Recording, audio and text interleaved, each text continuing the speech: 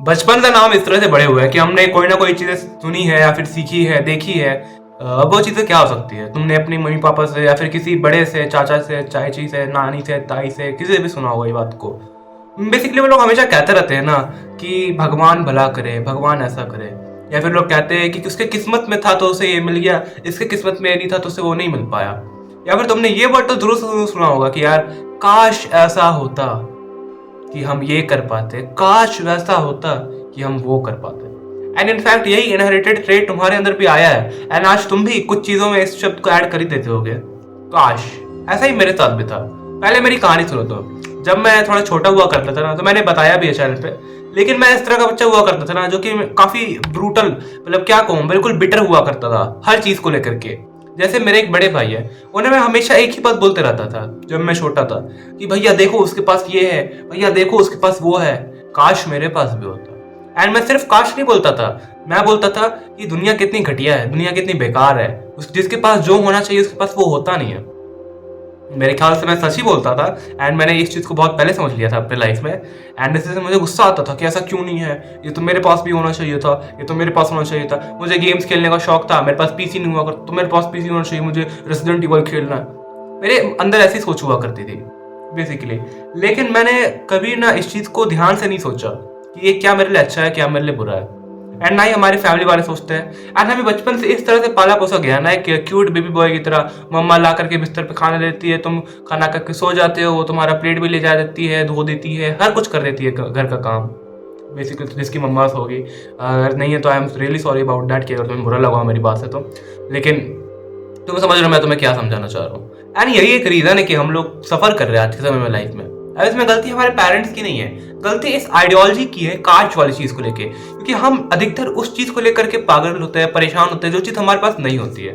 मान लो मेरे पास कोई भी चीज है अभी, तो मैं उसको लेकर के ग्रेटफुल होने की जगह जो चीज नहीं है उसको लेकर के परेशान होता हूँ।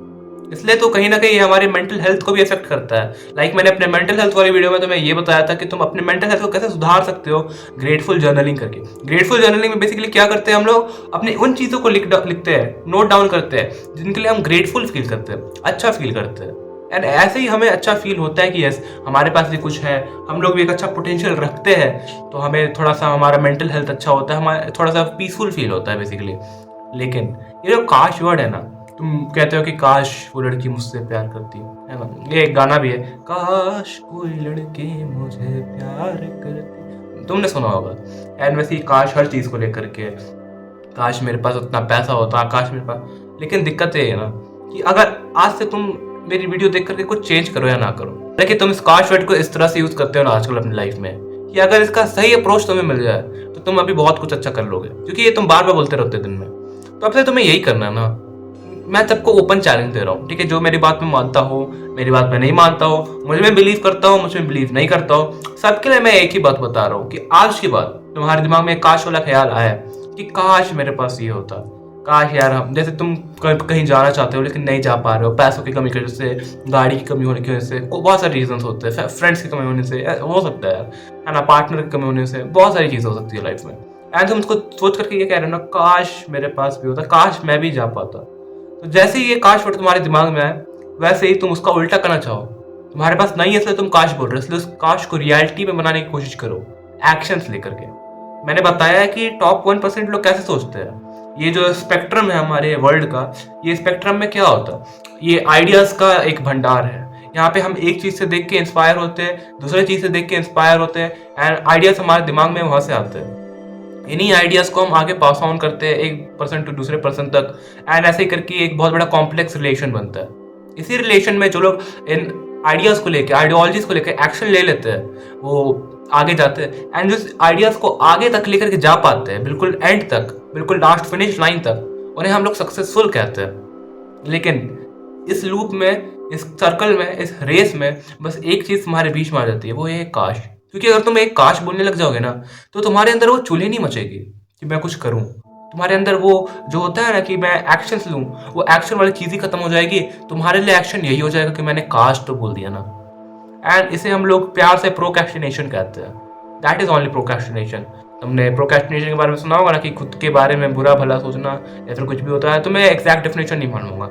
सबसे बड़ा एग्जाम्पल है प्रोक्रेस्टिनेशन का, ये कहना भगवान ने तो ऐसा कर दिया, कभी मंदिर नहीं जा पाए, भगवान ने बुलावा नहीं दिया, मंदिर जाना पड़ रहा है, भगवान ने बुलावा दिया है ना। हमारे साथ ऐसा हो गया, ये तो शुभ अशुभ था, हमारे साथ वैसा नहीं हो रहा है, ये तो शुभ अशुभ नहीं था। वापस से this is procrastination and basically हमारा डर है, क्योंकि हमारा दिमाग इस तरह से डेवलप हुआ है ना, वो हर चीज के लिए शॉर्टकट्स ढूंढता है। मान लो कि अभी मेरे ऊपर पानी के छींटे पड़े ना, तो मैं डायरेक्टली एक कंक्लूजन तक जा सकता हूँ कि किसी ने मेरे ऊपर फेंके होंगे, क्योंकि वो मेरे लिए आसान है। तो मैं अपने अगल बगल इधर उधर देखूंगा कि किसने मेरे ऊपर पानी फेंका। लेकिन ऐसा हो सकता है कि अचानक से बारिश आ गई हो 2 मिनट के लिए, लेकिन वो बहुत ज़्यादा अनएक्सपेक्टेड है, वैसा होता नहीं है। इसलिए मेरा दिमाग क्या करेगा कि बिल्कुल एक शॉर्ट वाली चीज़ जो कि ज़्यादा एक्सपेक्टेड है या फिर जो उसके लिए इंटरप्रेट करना ज़्यादा आसान है, तो उसके तरफ गया कि किसी ने पानी फेंका होगा मेरे ऊपर। ठीक है, ये उसके लिए शॉर्टकट था। वैसे वो सेम शॉर्टकट हर जगह पे अप्लाई करता है। वो सेम शॉर्टकट यहाँ भी अप्लाई करेगा ना, कि तुम अपने लाइफ में उस ट्रिप पे मान लो नहीं जा पाए जिसके लिए तुम काश कह रहे हो, एंड उसके लिए तुम अभी ये कहोगे ना कि यार काश मैं वहां जा पाता, एंड तुम्हारे ब्रेन ने क्या इंटरप्रेट कर दिया कि हम काश बोल देते, क्योंकि उसके लिए एक्शंस लेना ना, उसके लिए इस लिजर्ड ब्रेन को समझाना कि भाई काश बोलने से कुछ नहीं होगा, ब्रेन के लिए फैलसी काम करती है। डायरेक्टली हम लोग शॉर्टकट, है ना। जैसे कि मैंने एक बार एग्जांपल दिया था अपने एक वीडियो में कि मान लो कि प्लेन क्रैश की तुम वीडियो देख रहे हो, जहाँ पे प्लेन क्रैश हो गया, अभी हाल ही में हुआ है कुछ, एक प्लेन क्रैश का केस, ठीक है, तुमने देखा ही होगा। उसे देख करके तुम ये सोच रहे हो कि यार प्लेन क्रैश में तो बहुत लोग मर जाते हैं, प्लेन में सफर करना तो बहुत ज्यादा भाई रिस्की चीज है। लेकिन एक्चुअली में जब डेटा है उसे हम लोग देखें तो प्लेन क्रैश से ज्यादा मौत ना बाइक क्रैश में, कार क्रैश में होते हैं। एंड तुम्हें सच बताऊं तो प्लेन में चढ़ने से ज्यादा तुम्हारे लिए रिस्की हो सकता है एक कार में चढ़ना। लेकिन मेरे दिमाग में यहाँ क्या इंटरप्रेट किया कि प्लेन में चढ़ना रिस्की हो सकता है। क्यों? क्योंकि उसके लिए शॉर्टकट है। वो डेटा एनालाइज नहीं करेगा, वो चीजों को नहीं समझेगा, वो ये नहीं समझेगा कि मैं एक्शंस लूं, वो ये समझेगा कि मैं एक प्रोक्रेस्टिनेशन वाला सिंपल सादा सा बात बोल देता हूँ जो कि है काश।